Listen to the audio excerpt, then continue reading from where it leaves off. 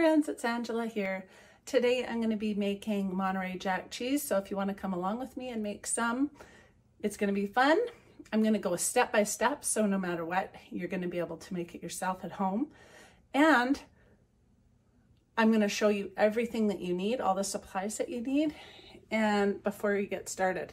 Now you need to commit your day to being home to do this. And it's handy if the night before that you have boiled all your cheesecloth ahead of time and let it dry in the air. Other than that, it's fairly simple. So I'll show you what you need to get started, and you can definitely do this by yourself at home in your own kitchen. Okay, so the first thing you need to do is typically the night before, you're going to boil your cheesecloth. And hang on a minute because I see that it's starting to bubble. This cheesecloth I used to make the cheddar cheese the other day. I washed it with laundry soap and rinsed it extra good, soaked it in some vinegar, and I reuse all my cheesecloth, and now I'm boiling it. And I'm going to boil that for like 10 minutes, and then I'm going to hang it to dry while I'm getting the other stuff organized. But if you do this the night before, that's how I normally do it. I just forgot, and so it's okay if you forget to. But boil it, wring it out as good as you can, hang it somewhere to air dry, and if it's not perfectly dry, that's okay. It's going to be damp anyway when we're done. Okay, so far you saw what we needed on the stove, which was your pot of cheesecloth. And we need a big colander, some vinegar, which I noticed I don't have much of. I'll have to go and refill that. A super long knife. I'm using a really long bread knife because that's what I find works the best, because if you get a cheese knife, they're really expensive. And this is like a $5 really sharp bread cutting knife, so you can make thin slices, and I just love it. You need your culture, which is either your buttermilk homemade culture that I showed you how to make in a previous video. If you want to check out the cheese making playlist, it has how to make your own mesophilic culture, so you don't have to buy this. And this is your mesophilic culture, and they're very expensive, so you can make your own. Now I'm going to be using this today just because I didn't make another fresh batch, and I'm going to give this one to the chickens. But if you make cheese lots, you'll continually have a batch going in your fridge, and you won't need to ever buy this. Calcium chloride, but it is nice to have as a backup. So if you have some and you want to make some and you don't have your culture ready, you can always do it. And this is calcium chloride. It even says 1/4 teaspoon for every gallon of milk. Helps produce firmer curds. Store in cool location. And then you need sea salt. I use pink Himalayan sea salt in almost everything. A really good thermometer that has Celsius and Fahrenheit. And some rennet that I keep in the freezer. This is the one I use. It's on Amazon, and I've linked it down below for you, as well as this culture and this press that I got. Now you guys probably seen the one my husband made me, and it's great for when you're only making one of these because it's about this size. But I wanted to get a double one for when I make a big batch and try it out. So I'm not sure if I'm going to use this one or the one he made me yet. Depends on how much cheese I get from this recipe. But I think I might just use this bigger cheese mold and the other press, which I'll show you later on.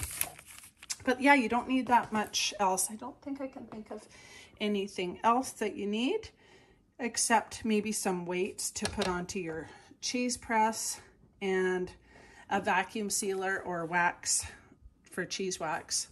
I haven't decided if I'm going to cheese wax this one yet. I might try it because I haven't waxed this kind of cheese before. So I might try that. I think that's about it. That's all you need. So let's get started. Okay, whoopsie, hello. Obviously you need milk. I definitely forgot to show you that. So today I'm using 2% milk, but You can use heavier milk, like extra homogenized, heavier fat milk. You can use raw milk. You can use goat's milk, cow milk, whatever you want, as long as you pre-pasteurize your milk. These are already pasteurized, so it is best practice actually to repasteurize any store-bought milk, because if there is any bacteria in that, it will then kill that bacteria. So this is what I'm using, and for this recipe we need 2 gallons. It's going to make one of these large molds. That's what I'm thinking. I just wanted to show you this new mold because I've got it linked in my description box below if you want to get it, and it's $50, approximately 50 or 55 with the molds. And yeah, so I thought that was a really good deal because everybody asks me, how did he make that mold? And he made it exactly like this, except instead of wood, he used these threading knobs and everything, but instead of wood plates, he used like a really hard acrylic, thick, heavy-duty acrylic material that he cut out. And with what, I don't know. I have to ask him because you guys have been asking me how to make that cheese press. But that's basically what you do, is you get either a finished sealed wood or a heavy acrylic material, something really strong and thick, and then you drill holes in it, and then you put your spinning things on it and stoppers so that you can open it, push it down further, and add more weight on it. So anyway, I'm just going to finish. The cheesecloth is boiling, and I'm going to wring it out, let it dry, and then we're going to use that same pot to get started on our cheese. So I'm excited to make Monterey Jack today. I am so excited that I got this cutest strawberry apron at a garage sale. So I just wanted to show you that. It goes cute with my strawberry shortcake sweatshirt. If you don't know, I love strawberry shortcake. I can still smell it from my childhood. But anyway, I have a cold, so I have really disinfected everything and washed my hands. I want to share that with you as well, how important it is to sterilize your area and make sure everything is super clean. So if I sound sniffly, that's why. So I'm draining this. I'm going to squeeze it all out when it cools, and then I'm going to let it air dry. And interesting thing is that my pot is now super warm, which I've never done my cheesecloth. Now I always do it the night before. So anyway, that should make for nice for the milk to go into. Okay, so the next step is that our burner has to be on super low, and we're going to add our 2 gallons of milk.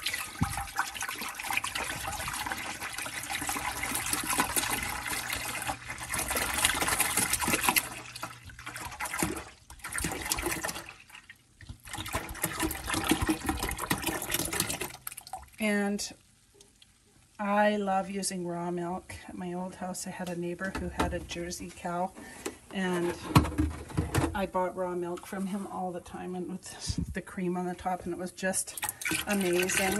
But I'm not allowed any raw milk anymore, even if I pasteurize it at home, just because of my illness.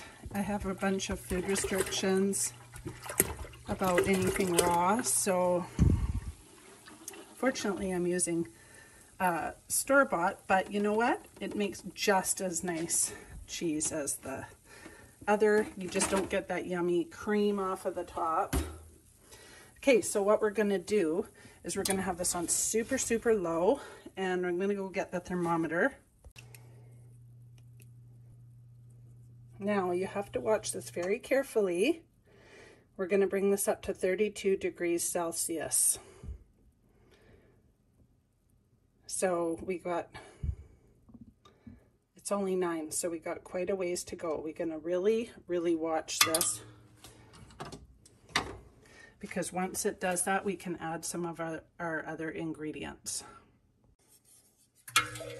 So while this is coming to temperature, you wanna stir your milk really gently, because you don't want the bottom to be hot and the top to be cool when you put your thermometer in there. So you really need to get an accurate temperature. Okay, so on very low, I'm already climbing. I'm up a degree already. Okay, so while we're letting this come up to temperature, we're going to go get ready our other stuff. Okay, so while we are waiting, what we are going to do is get out our rennet. Now this rennet says right on the package, 2 gallons of milk, half a tablet dissolved in half a cup of water. So you can use the tablets or you can use the liquid. I have both. I don't know why, I cut that one open, so I better use that one. I don't know why, but I like the tablets. I actually don't know why, because it kind of doesn't make any sense that I would prefer tablet over liquid dissolving, but I just do. So I'm going to use all that scrap.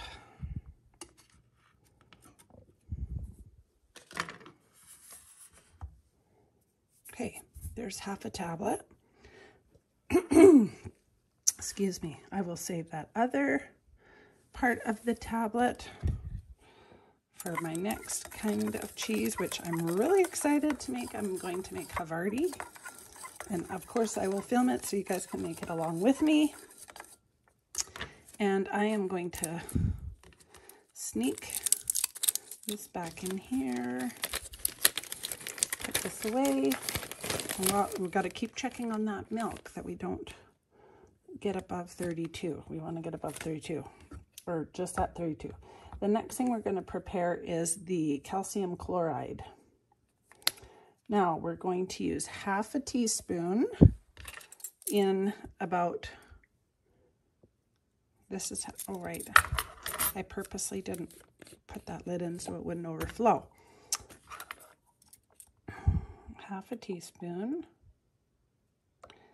into about a quarter cup, half a cup cool water. Doesn't really matter as long as it's not more than that.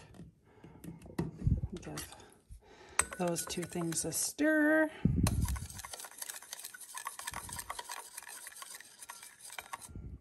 Now the reason we do this ahead is because you can see that the rennet really needs time to dissolve. So we're going to let that dissolve while we're waiting, and let's go check on the milk. Okay, so I have a little freezer bag, and I'm going to put my rennet tablets right back into, it's twisted, right back up into a baggie, and put that right back in the freezer. Get all the air out, because you want to be able to keep that cold. Same with, this doesn't have to be refrigerated, but your liquid rennet should be stored in the fridge as well. So here's the cheese press that my husband made me, and I just washed it and scrubbed it with hot soapy water because I think I'm going to use it this time. And what it is these are those big, thick, heavy-duty acrylic plates with these rods with the same turning disc, and that's what produces that pressure down on it. Now two of the feet came off that he glued on, and I don't mind because I like it when you can see it tips to each side. I can make it tip because then the whey really drips out onto the pan good. So anyway, I'm just letting this mold here dry while I'm checking on my milk. So let's see where we are right now.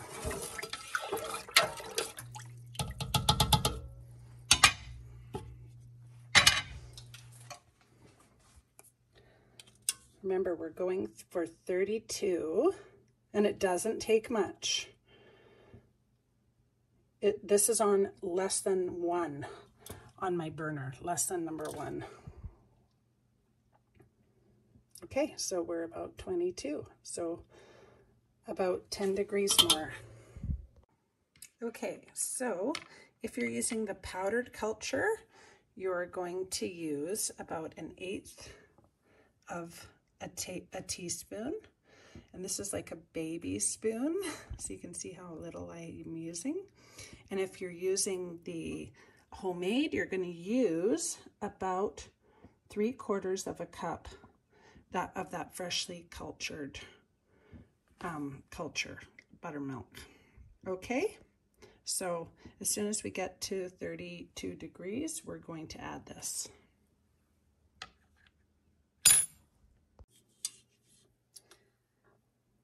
"26, almost 27, we're almost there."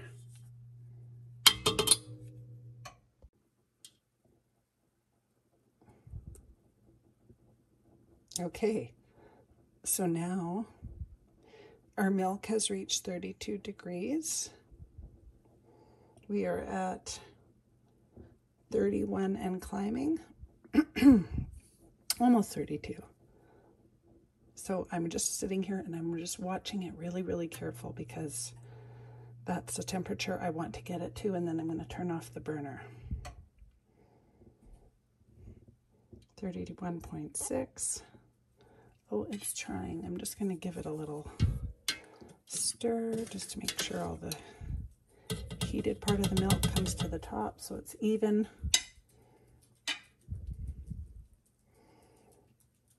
So 31.6, 7.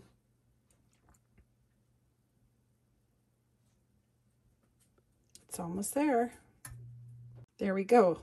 Exactly 32.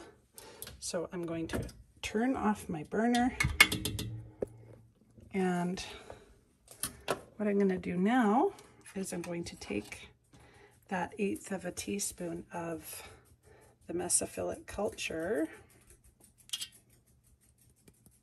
and I'm just going to drizzle that on top and stir it in.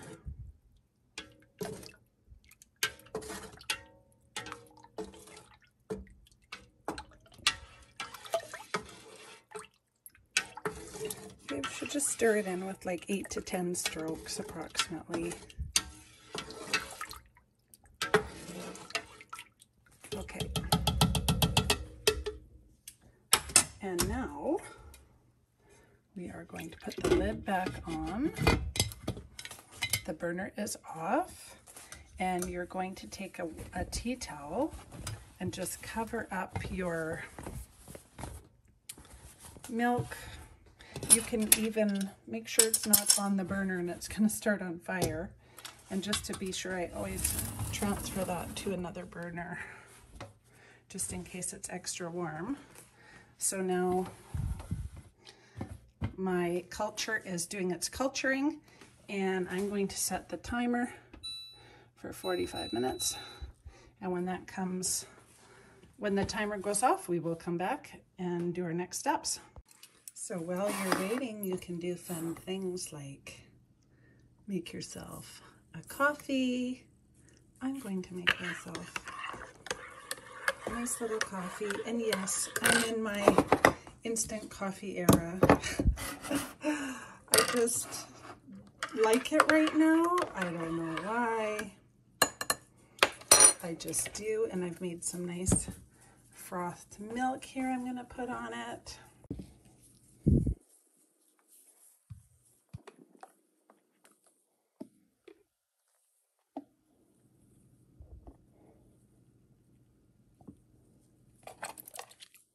This is just the kind of coffee that I've been into lately.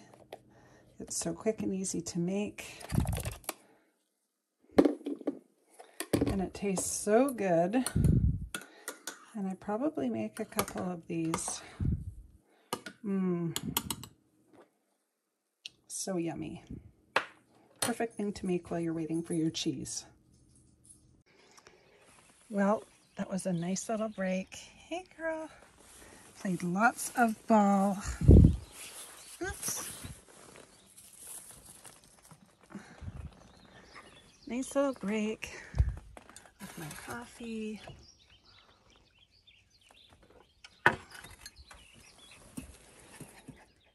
And now it's time to get in there. I think I heard the buzzer. Okay, our milk with our culture has sat here now for 45 minutes.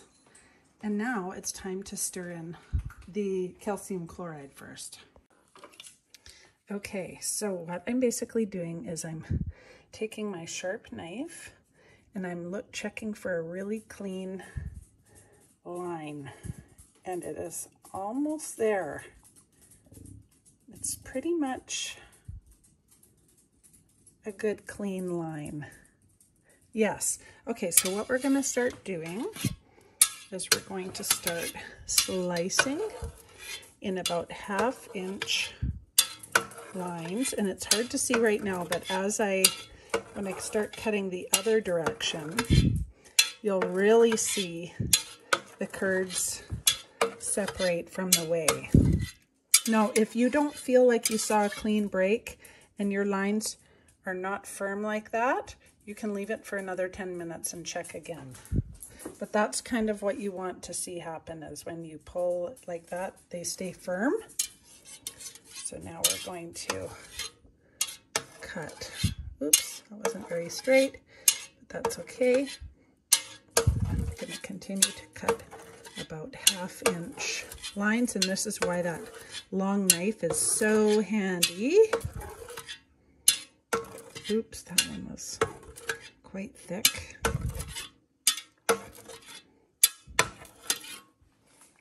Okay, and now we're going to go in on an angle like this, and we're going to cut diagonally and try and break up those curds. But don't worry if you miss any, because we're going to get them as we go around the next round. So now I'm going to start on this side and cut diagonally. And you can see now how it's really creating that division of the curds and the whey. And then I'm going to do it this way.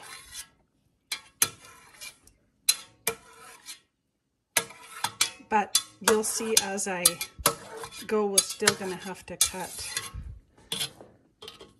another way because the large ones will come to the top.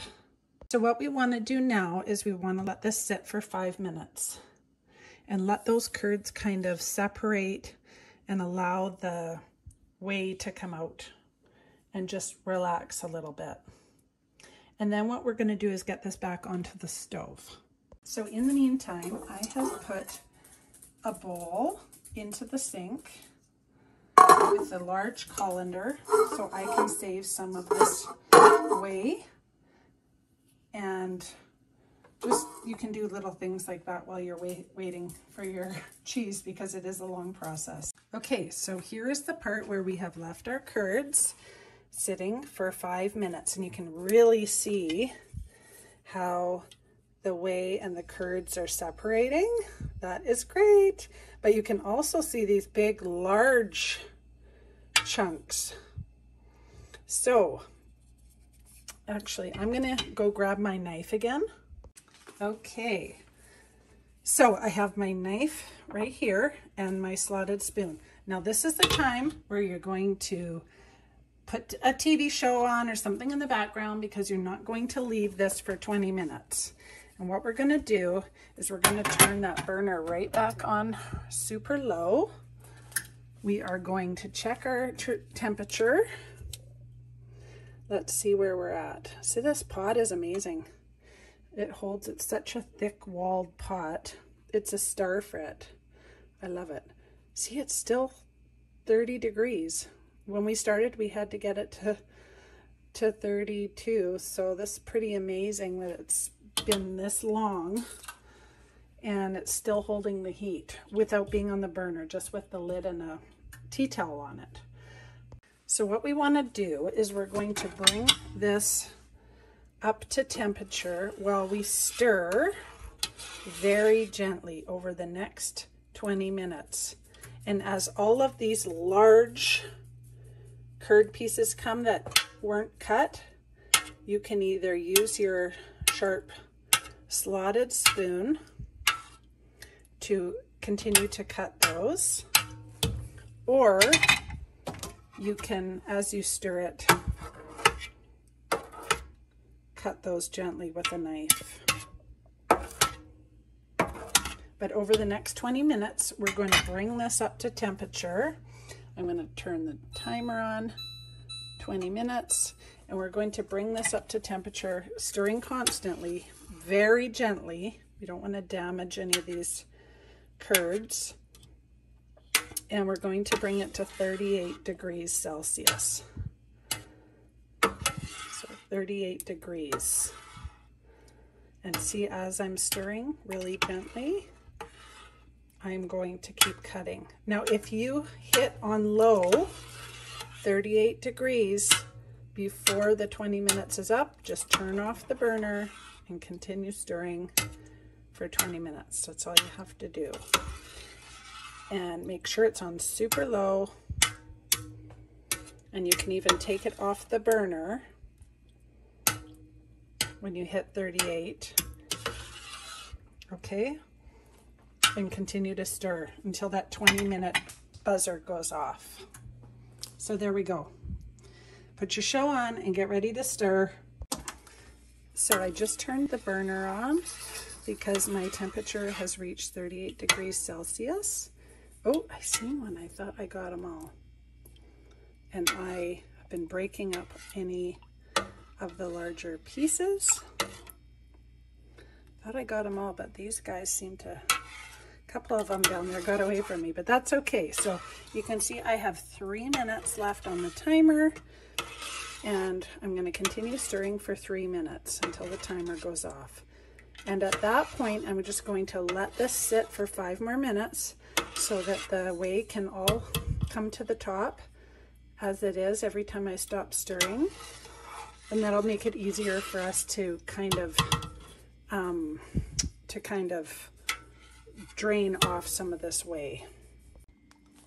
So now what I've done is I've drained off of the whey, making sure not to lose any of these beautiful curds. And I've only left enough to cover. So make sure that you only leave enough whey in here to cover to the top of the curds. So now basically what we're going to do is we're going to add, I've got 4 cups of cool water here, and we're going to pour this over the curd, and we're going to bring it back up to 38 degrees on the stove. So now I'm taking the temperature because the burner was still warm. All I did was let it sit for 5 minutes, and then I drained that whey off just until the top of the curds. See, I'm almost at that already. So really check, and you want to be stirring constantly. And you can be a bit more vigorous now so that the curds don't get all clumped together. You want to keep them moving the whole time. And if you see any big, huge ones, again, you can keep cutting them, like maybe that guy right there against the side of the pot. See how they're kind of getting clumpier together. And you're just going to keep doing this, and you really want to watch the temperature. You're just going to bring it back to 38. And that's 100 Fahrenheit, just in case you're using Fahrenheit. So let's check our temperature now.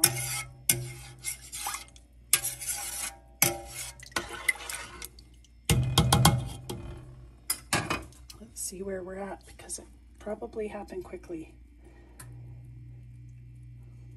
Okay, 33, 34. It's going quickly, so Even me right now stopping to take the temperature, I need to be stirring. Okay, we're almost there. So I'm not going to go anywhere. I'm going to continue to stir and keep from getting big chunks and clumps. But you can see that you can stir a lot harder now and firmer because these chunks of cheese curd are getting so much stronger and firmer. Okay, let's check the temperature again. Let's see where we are. Oh, we're getting close. Almost at 36, and we're looking for 38. So it's like right there. So I'm just going to wait till this is 38. And then what I'm going to do is I'm going to put the lid back on, turn the burner off, and basically just let it sit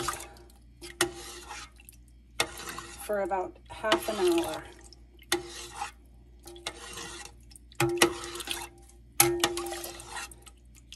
And during that time, you're going to lift the lid and you're going to stir a few times to keep the curd from going into big solid chunks. Let's see where we are. I bet we're like super close. Oh yeah.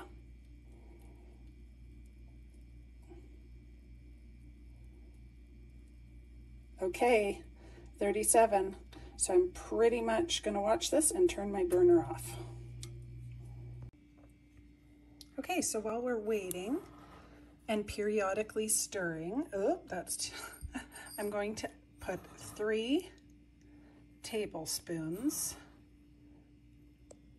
of pink Himalayan salt. And since I didn't measure that very well because I'm overflowing here, I just refilled my salt.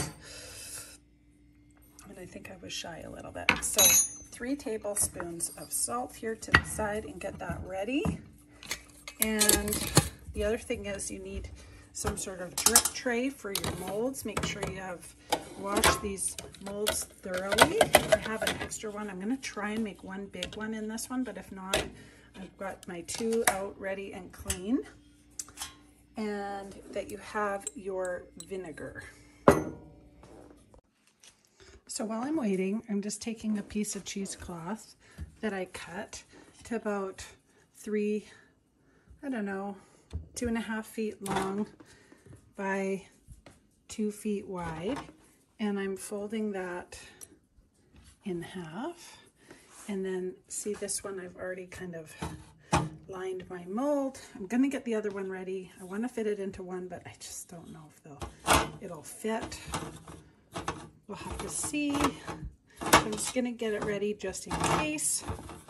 And I've got my 2 followers here ready and clean. And some sort of cookie sheet or something as your drip tray you're gonna need. I've got just under 5 minutes left, and I've been lifting the lid and stirring occasionally just to keep it from getting clumps. And you can see that they're quite firm now. And I forgot to mention that water, you have to make sure that you don't add chlorinated water. It needs to be like spring water, fresh water. It can even be clean well water as long as it's gone through a system for bacteria. And yeah, just make sure you don't use chlorinated water. So 4 more minutes and then we're going to drain it. Okay, so I have just drained my curds and you can see they're already creating more whey. And I have just used one of those cheesecloth in here just to catch any, just in case I miss it, because I don't want to lose any of those curds. We need every curd we can get. So drain that off. I'm going to do it again until you don't get much whey. And then we're going to take it over to our area of our press. So technically you only need the bowl underneath if you're going to make sure you try to help you not lose any curds, and also to save your way to pour on your plants, give to your chickens, whatever that is. Okay, so I've taken that cheesecloth that was in the strainer and I've put it in here, and I've got my other one there. Here are my curds. They're already starting to create chunks. So I've just washed my hands. I'm going to add that measured out salt that we did earlier, and I'm going to really smoosh in the salt.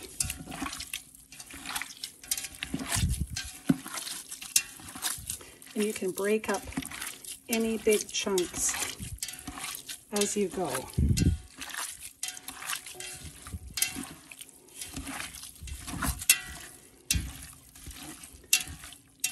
It's starting to really look beautiful. Doesn't it look so yummy? It looks like dry curd cottage cheese that I make pierogies with, which is basically the same, exact same thing. Look at that.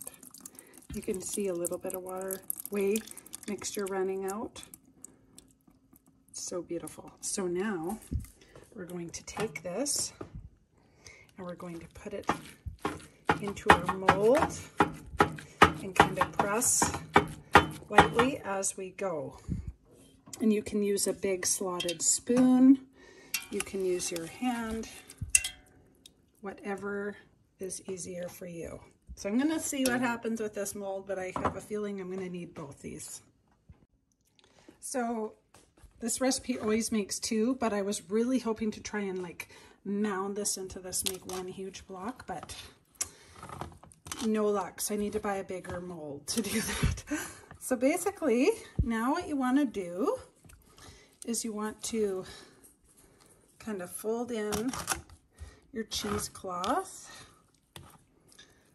like that, like so. Oops. That's why you don't want a ton extra hanging over, because it just gets in the way. So you cut your cheesecloth if you have too much. Make it so you can fit it in. Then we're going to place the follower on top, and I'm going to try out my brand new cheese press that I got.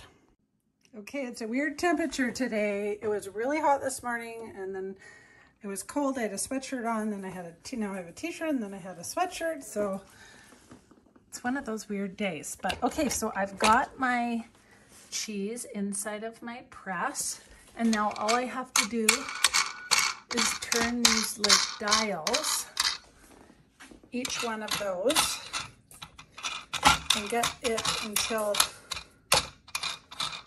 it's got even pressure.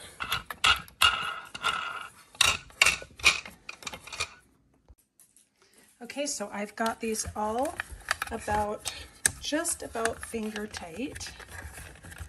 I'm not going to go too hardcore for our first round. Just kind of finger tight. And you can see already lots of whey is dripping into the pan already. So put the timer on for about 20 minutes, and then we're going to take it out and flip it over. Don't forget to be sure to continuously drain the fluid out of your cookie sheet and really keep it fairly dry, just so it doesn't overflow. Okay, so the buzzer has went off for the 15 minutes. I have took this out, drained everything on my tray, and now we're going to flip this cheese over gently and redress it. So you're just going to open up your cheesecloth, and it's always exciting the first time to see cheese. And you can see how it's there's not a lot of weight been on it, only about 8 to 10 pounds of pressure.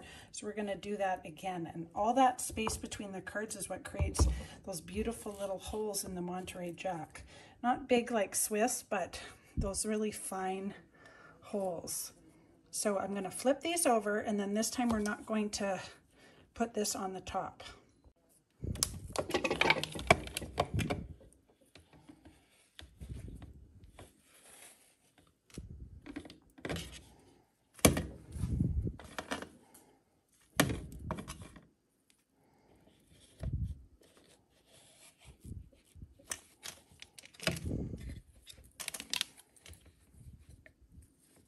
So this time you can see that I am putting the follower in and then putting the cheesecloth over top instead of underneath.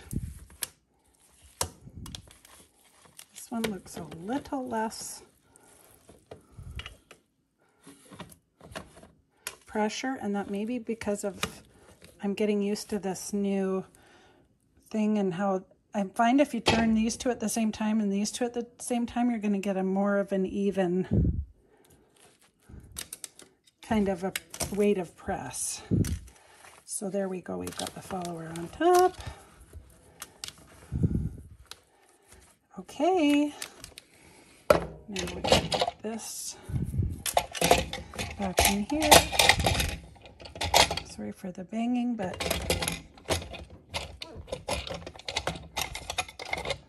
squeeze that.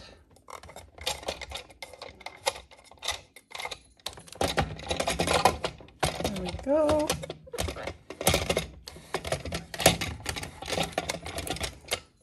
It's weird. It came out so easy.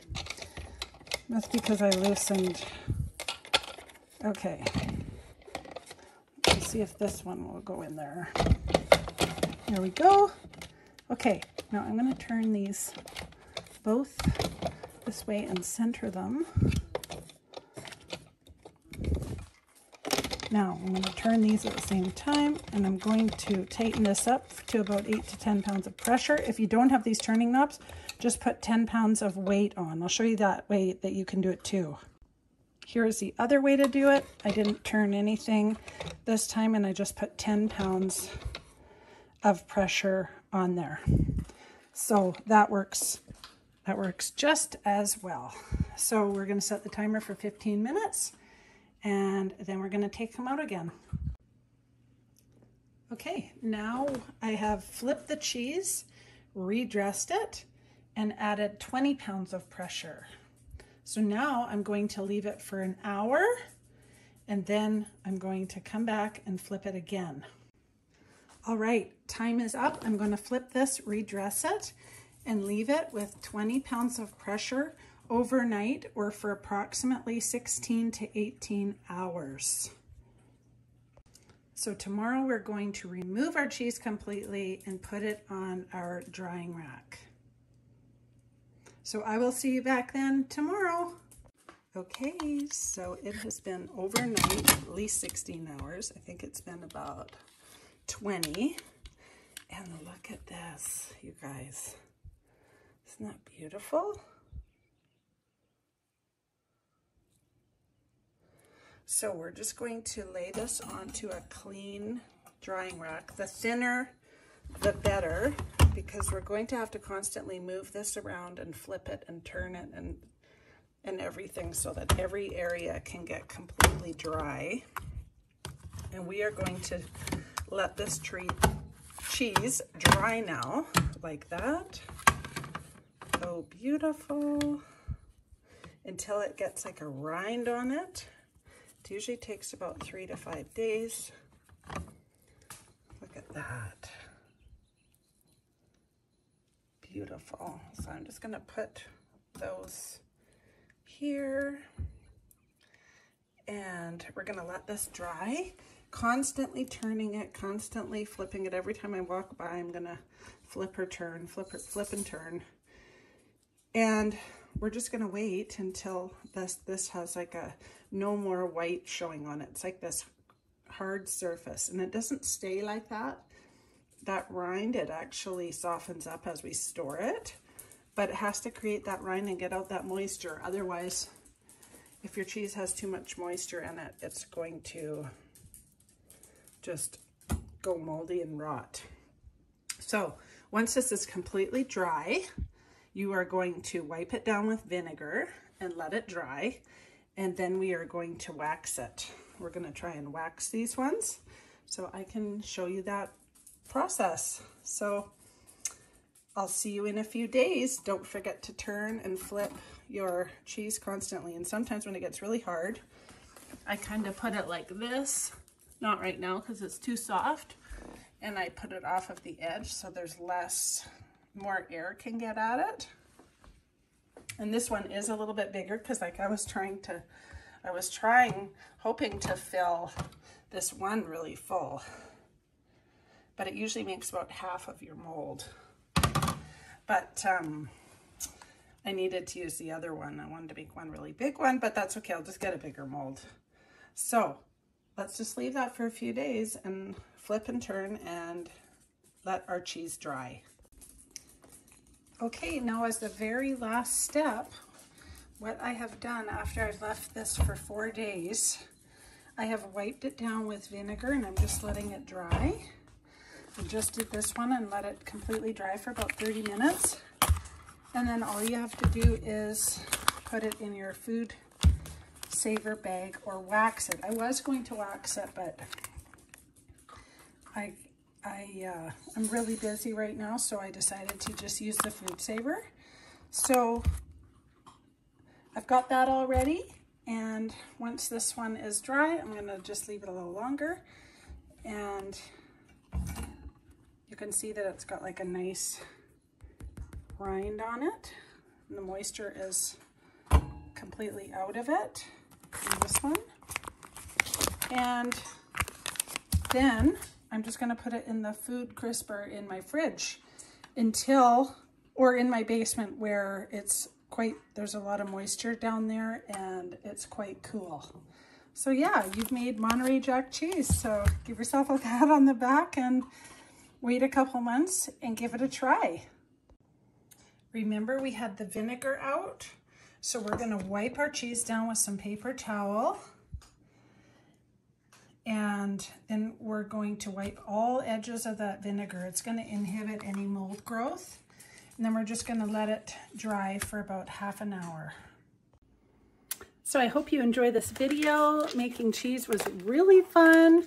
We have made it through for 4 days and it looks great. Can't wait to try it. Gonna go throw it in my basement now on the shelf for about maybe a month or two, and then I'm gonna open it and try it and see if it needs a little longer. So ask me any questions that you would like, and thanks for watching, friends. See you next time. Take care.